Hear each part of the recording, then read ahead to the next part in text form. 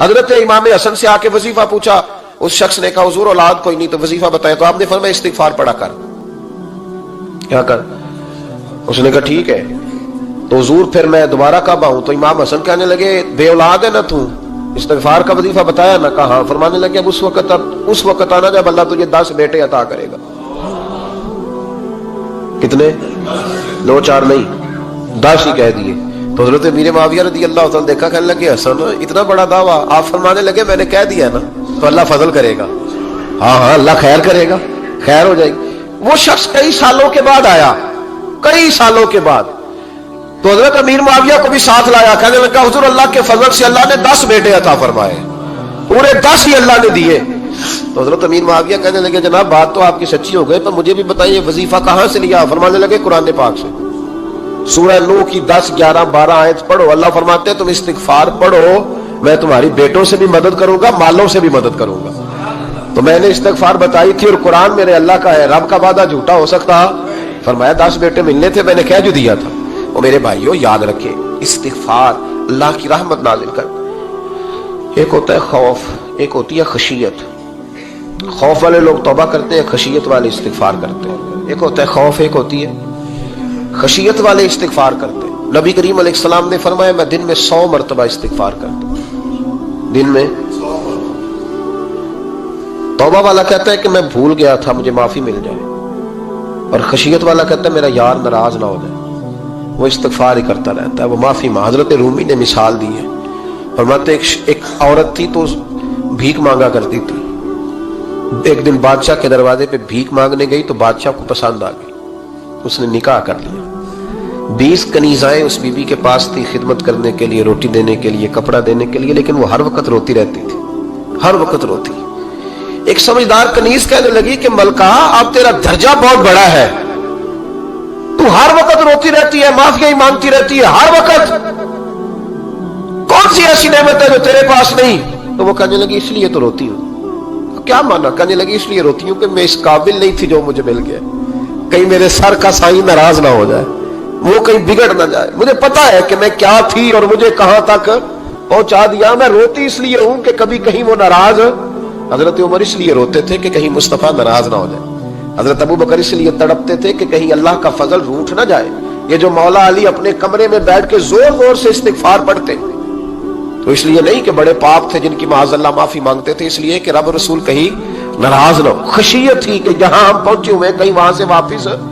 استغفار بندے کی اللہ سے صلح کرا دیتا ہے، بندے کی رب سے صلح ہو جاتی ہے جب استغفار۔ دیکھیں نا بڑی سادی سی بات ہے کہ 2 بھائی ناراض ہو تو بڑا کہتا ہے اس نے میری بے ادبی بڑی کی، تو چھوٹا اگر پاس آ جائے اور پیر پکڑ لے کہ چل یار معاف کر دے، تیرا بھائی نہیں۔ پتہ کیا ہوتا ہے؟ صرف معافی نہیں ملتی، ہاں ہاں صرف معافی نہیں، چھوٹے نے بے ادبی کر دی، بڑے کو تکلیف ہوئی، بات جب آگے بڑھی نا تو بڑے نے شکوہ کیا، جب لوگوں نے چھوٹے کو سمجھایا تو چھوٹا جب معافی مانگتا، ادھر دیکھو میری طرف، جب چھوٹا معافی مانگتا ہے نا اٹھ کے جاتا ہے اور بڑے کے پیر پکڑتا ہے تو میرا معاف نہیں کرتا، بڑا رو بھی پڑتا ہے، بڑا رو بھی پڑتا ہے، اور وہ کہتا ہے کہ وہ میں اور تم اماں کے پاس اکٹھے بیٹھتے، ایک باپ کی موٹر سائیکل پہ اکٹھے بیٹھتے، تو تیرا اور میرا رشتہ اتیار تو نے یہ کیوں؟ وہ جو آنسو نکلتے ہیں نا وہ درد ہوتا ہے، وہ کیف ہوتا ہے، وہ سوز ہوتا ہے، وہ لذت ہوتی ہے، وہ پیار ہوتا ہے۔ رب کہتا ہے تو معافی مانگ،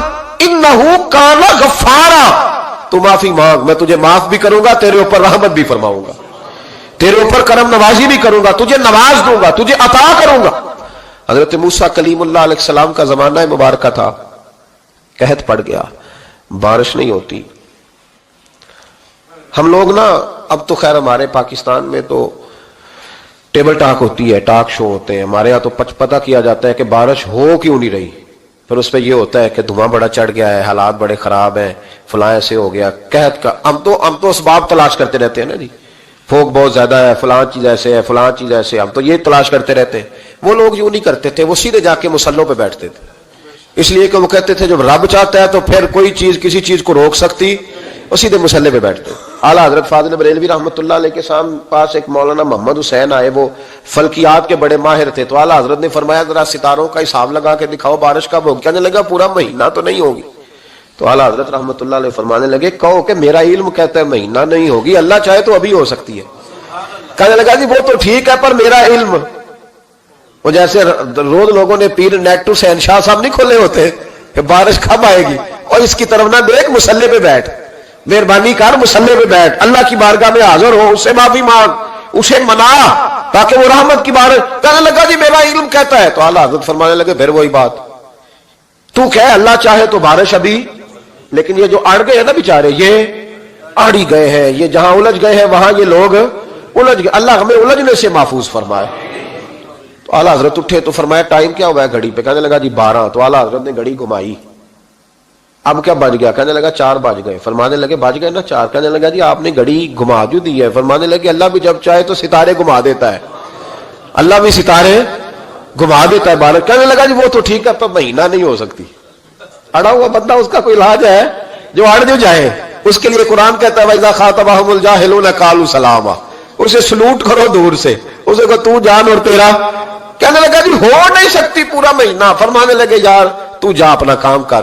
وہ شخص کہتا ہے میں نے دروازہ کھولا اعلیٰ حضرت کا، کمرے سے باہر نکلا تو تیز بارش ہو رہی، واپس آیا تو میں نے کہا احمد رضا یہ عقیدہ کہاں سے لیا ہے؟ فرمایا دروازہ مصطفیٰ سے لیا ہے صلی اللہ علیہ وسلم۔ تو یاد رکھیں کہ اللہ کو منانا چاہیے، استغفار کرنا چاہیے، اس کی برکات۔ حضرت موسیٰ ساری قوم کو لے کے نکل گئے۔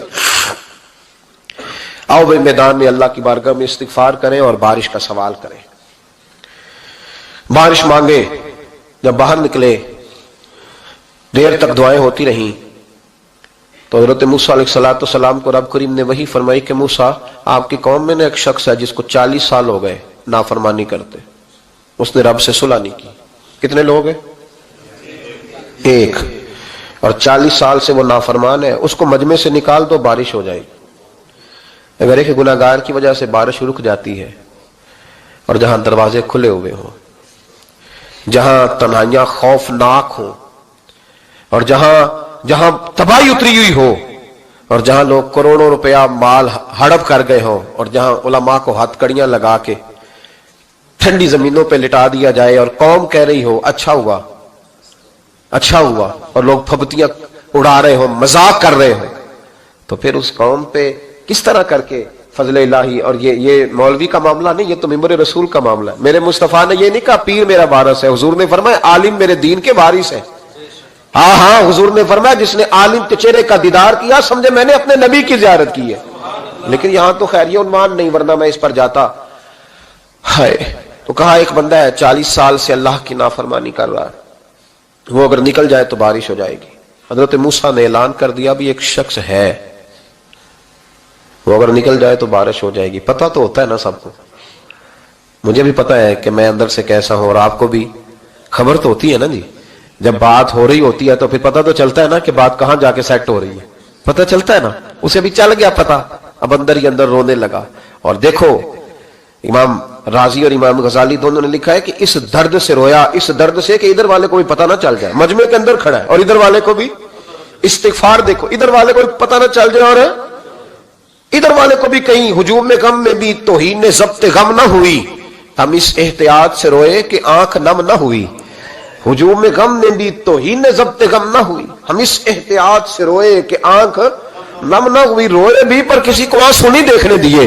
اب اس درد سے کہتا ہے اللہ تو معاف کرنے والا ہے نا، تو معاف کرتا ہے، پردہ پوشی کرتا ہے، اور مالک اگر لوگوں کو پتہ چل گیا تو میرے تو بچوں کا بھی جینا حرام کر دے گا، یا اللہ میری تو آنے والی نسل بھی تڑپ کے وقت گزارے گی۔ مالک تو معاف کر دیا کرتا ہے، لوگ نہیں معاف کرتے، اے اللہ یہ میری خوبیاں بھول جائیں گے، میری خامیوں پر بات، مالک میں یہ ذلت نہیں برداشت کر سکتا، فضل فرما۔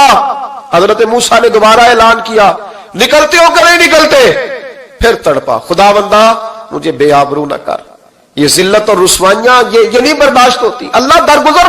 حضرت موسیٰ نے تیسرا اعلان کیا نکلتا ہے یا میں پھر اس کا نام لوں، اللہ سے پوچھ کے نام لوں اس کا، بتاؤ کون ہے؟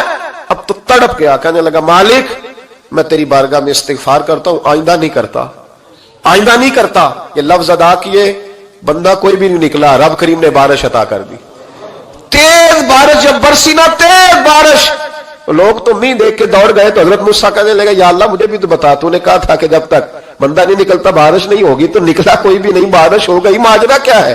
تو رب کریم نے فرمایا موسیٰ بس اس نے مجھ سے صلح کر لی، اس نے مجھ سے صلح کر لی۔ اور امام غزالی نے لفظ لکھے، حضرت موسیٰ نے پوچھا، حالانکہ اللہ اپنے نبیوں کو غیب کے خزانے دیتا ہے، پوچھا کہ اے اللہ مجھے اس کا نام بتا دے، تو رب کریم نے فرمایا موسیٰ جب گناہگار تھا تب نہیں کسی کو بتایا، جب پاپی تھا تب نہیں بتایا، جب مجرم تھا تب نہیں بتایا، اب کیسے بتا دوں؟ فرمایا اس کی میری صلح ہو گئی ہے، اور فرمایا جو بارش نہیں نہ ہو رہی تھی وہ بھی اس کی وجہ سے نہیں ہو رہی تھی، اب جو ہوئی ہے نا تو یہ بھی اسی کی وجہ سے ہوئی ہے، یہ بارش اب جو ہوئی ہے تو یہ بھی یہ اس گناہگار کے سبب سے۔ اپنی راتیں اللہ کے ساتھ گزارے، مصلی پہ بیٹھے۔ میرے صاحب رحمۃ اللہ علیہ سے جب کو کہتا نا کہ بڑا پریشان ہوں تو کچھ بتائیں، تو فرماتے آج رات مصلی پہ بیٹھ کے اپنے رب سے بات کرنا، میں بھی بات کروں گا۔ بندوں کو دکھ بتانے سے عزت میں کمی آتی ہے، اور اگر اللہ کو بندہ اپنے دکھ بتائے تو اللہ عزتیں بڑھا دیتا ہے۔ ترمذی شریف کی حدیث ہے، نبی پاک علیہ السلام نے فرمایا اگر تو دنیا داروں کو دکھ بتائے گا تو اللہ تجھے غنی نہیں کرے گا، اور اگر تو اپنے رب کو بتائے گا تو اللہ بڑی جلدی تجھے دنیا سے بے نیاز کر دے گا، تجھے لوگوں کی ضرورت نہیں رہے گی۔ استغفار کریں، کثرت سے کریں، ذوق سے کریں، مصلی آباد رکھیں، ہر شے دیکھو نا، جس طرح کھانے کی میز آباد رہتی ہے، بستر آباد رہتا ہے، ہمارے دیگر معاملات، اگر مصلی نہ آباد رہے تو روح بے چین رہتی ہے، طبیعت بے قرار رہتی ہے۔ انسان میں نے دیکھا ہے بڑے بڑے سمجھدار لوگ پاگلوں جیسی زندگی گزار رہے ہیں، بولتے جا رہے ہیں، بولتے جا رہے ہیں، بولتے جا رہے ہیں، ایسے کسی کو کوئی خبر کہ 6 فون اٹھائے ہوئے ہیں، ایسے جیسے ڈسٹرب ہو گئے مینٹلی طور پر۔ وجہ کیا ہے کہ ان سے جان نہیں چھڑاتے۔ کبھی سارے موبائل بند کر کے نا، سارے بچے ہر چیز سائڈ پہ کر کے مصلی پہ بھی آنا چاہیے، اور مالک تو بڑا ہی کریم ہے، اللہ تو بڑے کنز المال کی حدیث سنا کے بعد سمیٹتا ہوں۔ نبی پاک صلی اللہ تعالی وسلم فرماتے ہیں ایک شخص تھا بنی اسرائیل میں، بڑا مالدار تھا، تو پھر اس پہ غربت آ گئی۔ جب غربت آئی تو رو پڑا، کہنے لگا اے اللہ میں غریب ہو گیا ہوں، میری مدد فرما، میں نے بڑی نافرمانی کی ہے تیری۔ مالدار جب تھا تو بڑی موج کر، یا اللہ میں نے بڑی اب نہیں کروں گا، مجھے اس غربت سے نکال۔ تو اللہ نے فرشتوں سے کہا کہ دے دو جو مانگتا ہے۔ تو فرشتے کہنے لگے یا اللہ یہ توبہ کر کے نہیں آیا، ڈر کے نہیں آیا، یہ تو الجھ گیا تب آیا ہے، یہ تجھ سے ڈر کے ہوتا ہے نا ایسے کہ لوگ اللہ سے نہیں ڈرتے جتنا غربتوں سے معاذ اللہ ڈرتے ہیں۔ یا اللہ یہ تو وہ الجھ گیا تب آیا۔ تو اللہ نے فرمایا پتہ مجھے بھی ہے، لیکن آ تو گیا ہے نا، چلو دے دو۔ تو کہا یا اللہ اگر دے دیا تو دوبارہ نہیں آئے گا۔ فرمایا اس کا بھی مجھے پتا ہے، تم دے دو۔ اسے دے دیا۔ جب دولت مل گئی نا تو کہنے لگا اوہو وہ تو میں نے اس طریقہ سے استعمال کیا اس لیے کامیاب ہو گیا۔ پھر کچھ وقت گزرا تو پھر الجھ گیا، پھر قرضے چڑھ گئے، پھر سارے علاج کہنے لگا یا اللہ اب نہیں کرتا، اب معاف کر دے۔ 70 دفعہ توبہ کی اور 70 دفعہ توڑی۔ حبیب کریم فرماتے ایک دن بستر پہ تھا، آسانی تھی، 70 دفعہ فرشتوں نے کہا یا اللہ یہ جھوٹا ہے، جھوٹ بولتا ہے، یہ تو غربت ہے، یہ تو تیری بارگاہ میں آیا ورنہ کبھی نہ آتا، بیمار ہوا ہے تو آیا، اس کا تو بچہ بیمار ہوا ہے تو آیا ورنہ کبھی نہ آتا۔ 70 دفعہ توبہ توڑی۔ ایک دن رات کو بستر پہ لیٹا تھا، دولتیں بھی تھی، آسانیاں بھی تھی، دل میں خیال آیا میں کتنا جھوٹا ہوں، جب الجھ جاتا ہوں تو اس کے دروازے پہ جاتا ہوں اور وہ کتنا کریم ہے، مجھے خالی نہیں لوٹاتا۔ تڑپ اٹھا، آنسو نکل گئے، اٹھ کے مصلی پہ کھڑا ہوا تو رب کریم نے فرشتوں سے فرمایا کھول کے دیکھو دروازے، آج یہ غربت کی وجہ سے نہیں آیا، آج میرا بن کے آیا ہے۔ تو یا اللہ پہلے تو دولت دیتا تھا، آج کیا دے گا؟ تو محبوب فرماتے اللہ فرماتے اب میں اسے بغیر حساب کتاب جنت عطا کروں گا۔ استغفار کریں، اس کے حضور حاضری دیں۔ جس طرح سارا کچھ چھوڑ چھاڑ کے لوگ کہتے ہیں کہ 1 مہینہ میں نے کسی سیاحتی مقام پہ رہنا ہے، میں نے اب کسی ٹھنڈے علاقے میں چلے جانا ہے، برف باری دیکھنی ہے، سیر کرنی ہے، 10 دن کی چھٹیاں وہاں گزارنی ہے، چلو 7 چھٹیاں وہاں گزار لو، 3 دن اپنے اللہ کے ساتھ گزارو، روزے رکھو، دن کو رات کو قرآن شریف پڑھو، تلاوت، کچھ وقت دو اللہ کے ساتھ حضور پر درود و سلام بھیجنے کے لیے، نبی پاک کی نعت کے لیے، اذکار کے لیے، بزرگوں کے لیے، پھر دیکھنا اللہ روح کو کتنا سکون دیتا ہے۔ آخر دعوانا الحمدللہ رب العالمین۔